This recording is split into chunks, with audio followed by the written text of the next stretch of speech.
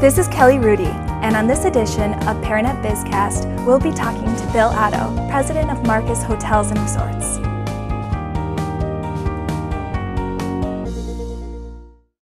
Do you feel you guys are going to be taking risks to gear up for this turn in the economy? Well, we'll never stop being conservative. We're celebrating our 75th year of being in business, the Marcus Corporation this year, and we're there and we're strong and sustained because we have an awfully good foundation and solid roots and a conservative way of doing business. Saying that, we're also an entrepreneurial company, and that's what's served us the best. And today we have two lines of business, the movie theater business and hotels. And knock wood, the movie theater business for the last year, where we've been in a tough spot, has been some of the all-time greatest times for the movie theater business. So in balance, our company's doing pretty well. We have a very strong balance sheet that we can put to use to do acquisitions, either on the movie theater side or on the hotel side. There's tremendous values in buying hotels right now, tremendous values. The question is, are they going to go lower? Because if you can buy something for $100,000 a room and it was built for $200,000 a room, you say, whoo, that's a pretty good deal. I bought it for $100,000 below replacement cost. But if you wait long enough and it drops to $70,000 a room, then you really look like a smart person. Well, when have you waited too long?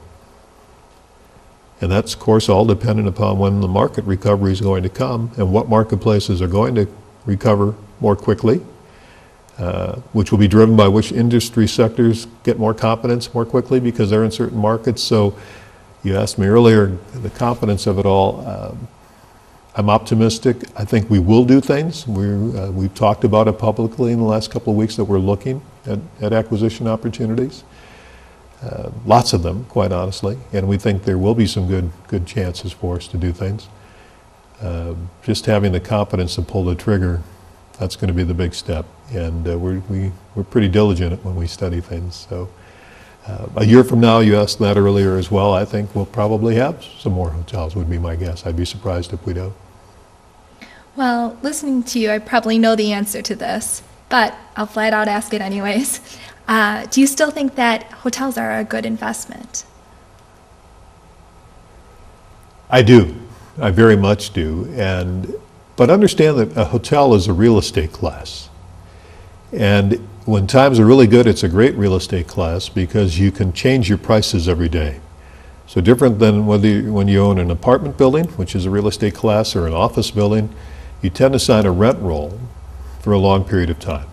You rent an apartment, you sign up for a year's lease, and it's X amount per month. And it's good for the landlord, it's good for that person to go to the bank and say, my building's full and here's what they're going to pay me, so you know what my income is going to be, give me a loan. Likewise, in an office building, your rent roll, you know what people are going to pay, and all that's solidly there. In the hotel business, when times are good, we can sell and price to market demands. So that's a really big positive of our business from a pricing standpoint and a real estate class. That when things are going and we have an opportunity to charge more, that's why one night, similar to an airline, you're paying $189 per room, and the next night you could come back, it's $289. It's supply-demand type of variable. So that's the pure day-to-day economics of the operating business. NOI, earnings drive cap rates, which drive prices that you buy and sell hotels at. But at our class of hotel, there's also an emotional factor involved. Pfister Hotel in Milwaukee, premier hotel in the marketplace. People like the Pfister Hotel. A Ritz-Carlton in Boston, sometimes somebody will pay a premium price for an asset like that because it's a premier hotel in a major market in a wonderful location, and different psyche decisions play into why you do something. So I think we're at that price point right now, Kelly, where people are looking at this and going, gosh, I could buy this hotel for that price, and I know if I built it new, it would be 5 times that amount of money. Pretty soon you just go, I can't afford not to buy it. Purely on the real estate side of it. Maybe it's a great asset that's sitting on 10 acres on a lake. Well, water never goes out of style, and water's a great premium. So I think it's a great time to buy. I really do. You still have to be careful. You don't want to overpay. You don't want to get intoxicated with an asset and overpay for it and fall in love with it too easily. But I do think it's a great time.